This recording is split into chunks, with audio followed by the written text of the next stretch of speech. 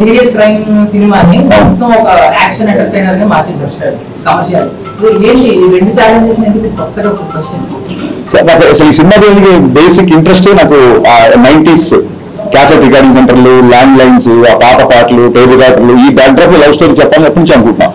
So అది ఈ కడికి బాగా సూట్ అవుతుందని చెప్పి ఫస్ట్ హాఫ్ మొత్తం లవ్ స్టోరీ జరిగింది. అండ్ ఇంకోటి ఏంటంటే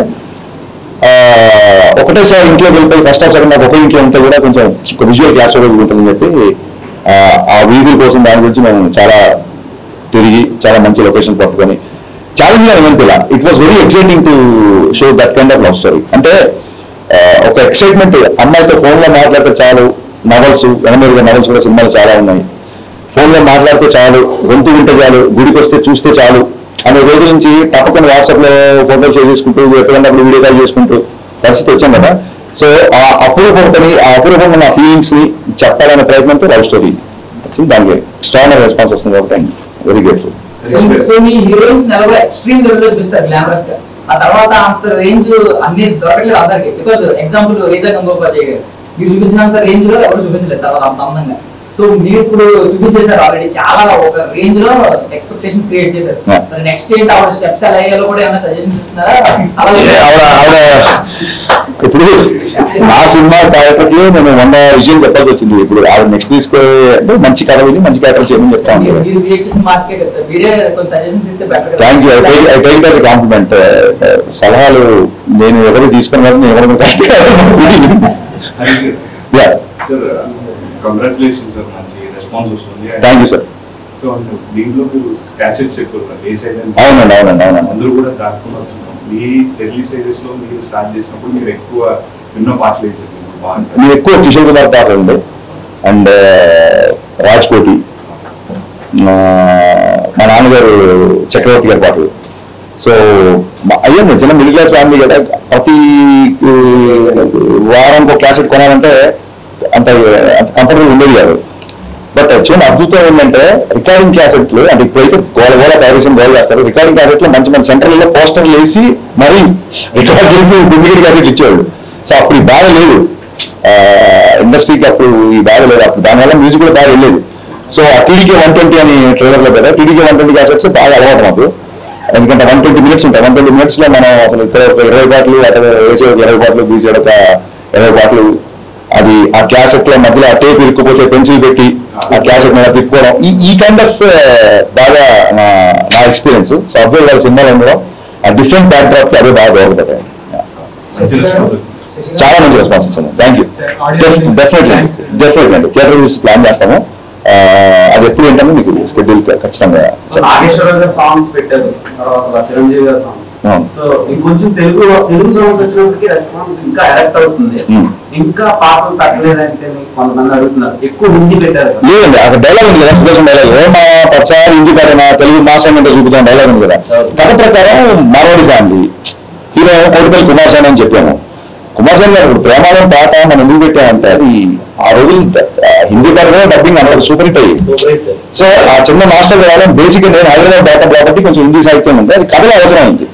ఇప్పుడు అమ్మాయి డబ్బింగ్ లో కూడా కొంచెం అక్కడక్కడ తెలుగు బ్రోకన్ తెలుగు మాట్లాడినా చాలా అందంగా క్యూట్గా ఉంది, అందరూ మెసేజ్ చేస్తున్నారు. ఎందుకంటే మార్వాడి ఫ్యామిలీ కదా, తెలుగులో అంత ఫ్లూయెంట్ ఉండకపోవచ్చు కాబట్టి తను చెప్పినా బాగుంటుందని చెప్పి తనతో డబ్బింగ్ చాలా కష్టపడింది అమ్మాయి.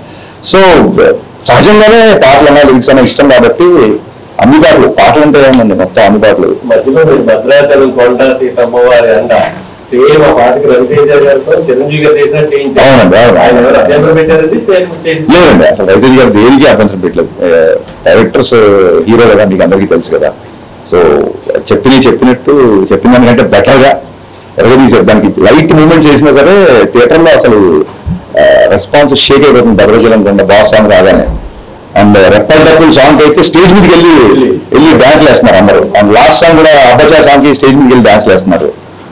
అండ్ అంటే నేను చాలాసార్లు చెప్పాను, I believe in this kind of film. మంచి పాటలు, మంచి సాహిత్యం, మంచి entertainment, not just comedy entertainment. ఇప్పుడు ఇంటర్వెల్ కి జయదేవ్ గారికి హీరోకి వచ్చే సంభాషణ ఇప్పుడు ఎంటర్టైనింగ్, వాళ్ళిద్దరి మధ్య కాన్ఫ్లిక్ట్ అనేది ఎంటర్టైన్ ఆఫీస్లో.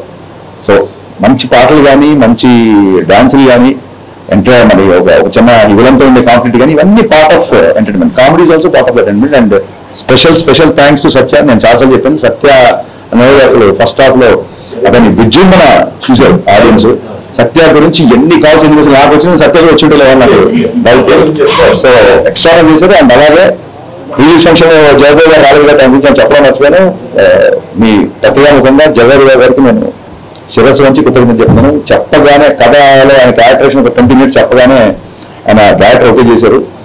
ఓకే చేసి కంటిన్యూగా 30 days చాలా బిజీలో ఉన్నప్పుడు కూడా ఆయన మిగతా షెడ్యూల్స్ కూడా అడ్జస్ట్ చేసి ఆయన కంటిన్యూగా 30 days ఒకటే పెద్ద షెడ్యూల్ చేశారు. జగదేవ్ గారికి ఉన్న రవితేజ్ గారికి మధ్యన సీన్స్, ఆ డైలాగ్స్, సినిమాని లోపల బంధిస్తున్నాం అంటే నేను బయటకు వస్తే చూపిస్తాను అంటే ఇప్పుడే చూపించు, ఈ క్షణమే చూపించు అని చెప్పి ఆ డైలాగ్ నుంచి విపరీతంగా మాట్లాడుతున్నారు. సో ఓవరాల్ వెరీ హ్యాపీ అండి, వెరీ వెరీ హ్యాపీ. మిరపకాయలో సీన్ రెప్లికేట్ చేశారు సత్యతో. యా, సిచ్యువేషన్ డిమాండ్స్ అండి. మర్చిపోయండి, నేను 2-3 సార్లు చెప్తాను అనుకున్నా. 2 రోజులు నిన్న ప్రెసిడెన్సీ ఓవర్సీస్ స్టాక్ అంటే సరిగ్గా నిద్రలేదు. డైలాగ్ ఆ పేరు చాలా మంచి పేరు, బట్ జిక్కిగానే ఫేమస్ కదా.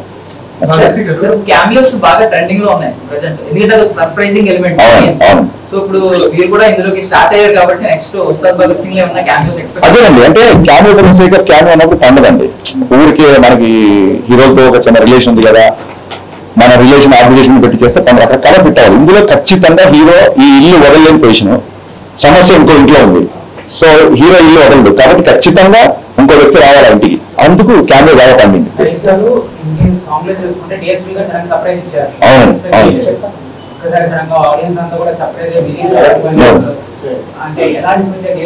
డిఎస్పీ గారు నిజంగా డిఎస్పీ గారు కూడా నేను ముందు ఎందుకు చెప్పాలంటే సర్ప్రైజ్ రివీల్ అయిపోతాను. సో దేవిశ్రీ ప్రసాద్ గారు నా మ్యూజియం కంటే కూడా నన్ను విపరీతంగా అభిమానించిన నా స్నేహితుడు.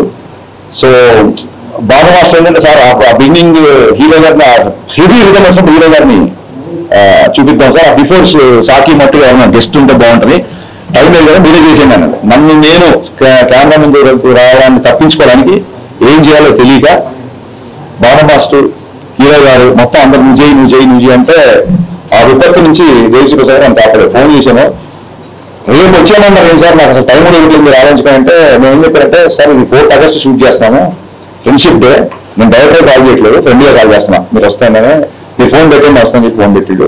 నిజంగా ఒక దేశం ధరించదగ్గ ఒక జాతీయ అవార్డు సంపాదించిన మ్యూజిక్ డైరెక్టర్ నా ఫ్రెండ్గా రియాక్ట్ అయ్యి వేరే మ్యూజిక్ డైరెక్టర్ సాంగ్ లోకి వచ్చి క్యామియో చేయడం అనేది దేవిశ్రీ ప్రసాద్ గారి విశాల హృదయానికి నిజంగా తార్కాణం. So thank you rock star, thank you so much for being in my film and people talking about it. Thank you.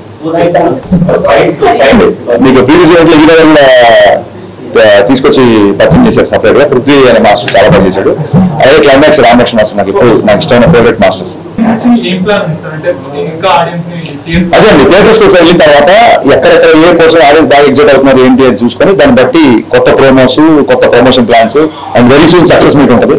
So definitely we're going ahead with the promotion plan. So little loud sir and can't